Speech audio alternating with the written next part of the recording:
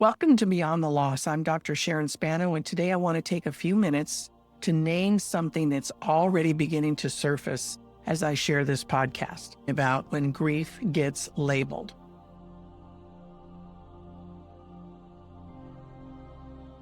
Recently, someone commented that it sounds like I'm still processing my grief, and what stood out to me wasn't the comment itself, but the way that it was framed. There's a tendency, especially in professional spaces, to interpret grief through familiar language. Words like processing, healing, stages. And while these words can be useful, they don't always capture the full reality of what it means to live after the loss of a child. From my own experience and from years of reflection and work in this space, and you heard me say this many times, grief doesn't resolve. It doesn't complete itself. It changes, it deepens, it becomes part of how you move through the world. There are moments, even years later, and I can attest to this after 18 years having passed since my son Michael died, where something surfaces in a way that is just as real, just as present as it was in those first early days, weeks, or months.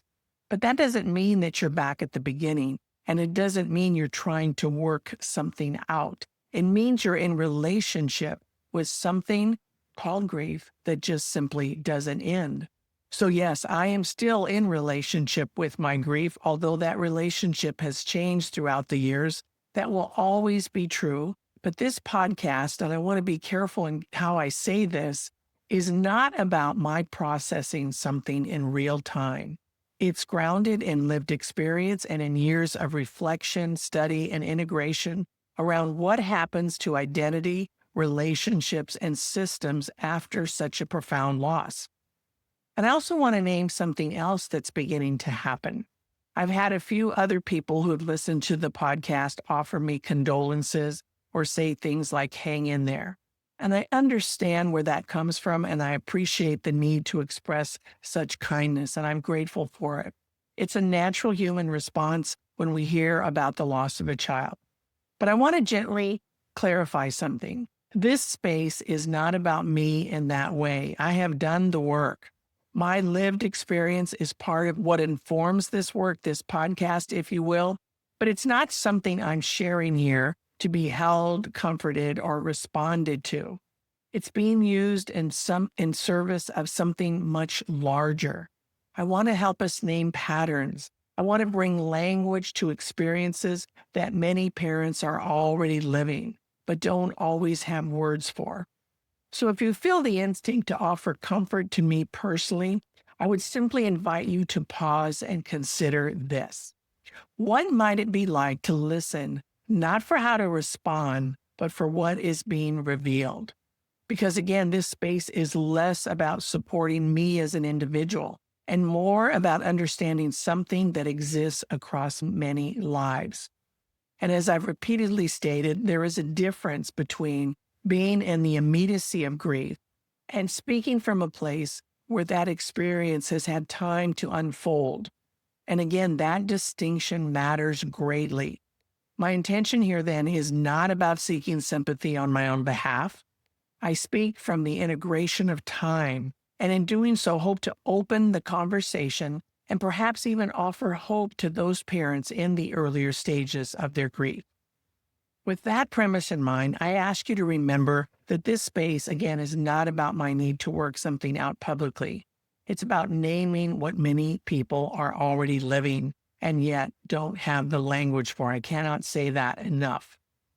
What I'm noticing is how quickly we reach for language that explains or contains an experience that may not fit neatly into current professional or societal explanations. And that's an important thing to notice because it tells us how great and how intense and the impact of such a loss on the overall family system. And when that happens, when we find ourselves wanting to fit it into a neat little box, we can unintentionally reduce something that is far more complex. And I can tell you from experience, it is very hurtful to parents when that happens. From a systems perspective, which is where I live most of the time, I know that it makes sense because professionals are trained to assess, thank God for that, to categorize and to respond. And we need those. professionals to help us make sense of those things, particularly in the early stages. But again, not everything can or should be categorized so quickly, particularly when we don't know the circumstances of what the person has experienced, especially something that fundamentally disrupts identity. Because again, the parents themselves often don't even realize that is a big part of their learning and growth experience and the experience of grief. So if you're listening as a professional, I would simply again invite you to notice, where might you be interpreting this through what you already know? And what might open up for you in your practice if you allow the experience to be what it is without needing to define it too quickly?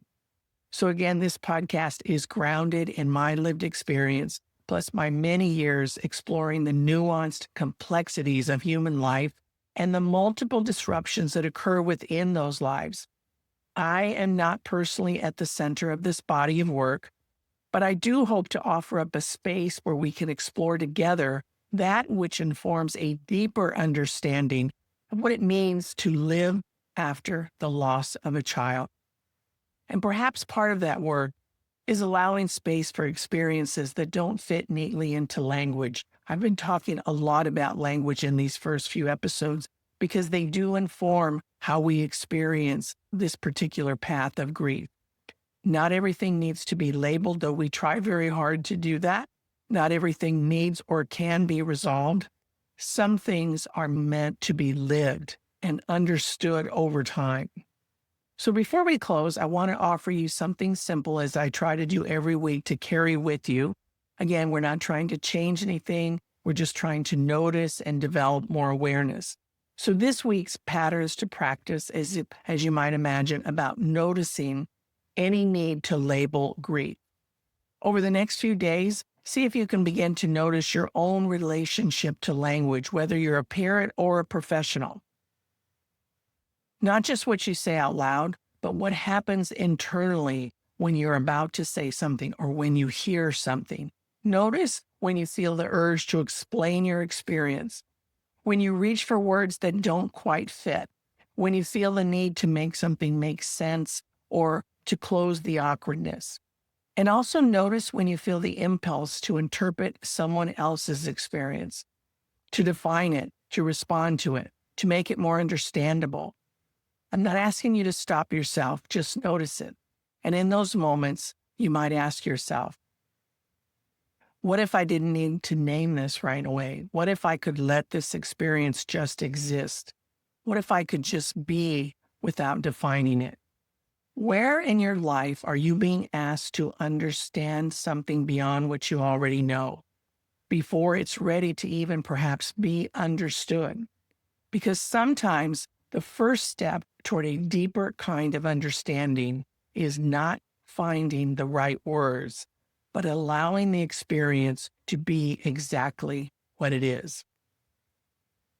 Again, as a final reminder, not everything needs to be named, and not everything can or should be understood right away. Some experiences ask more of us. They ask us to stay present and let understanding unfold over time.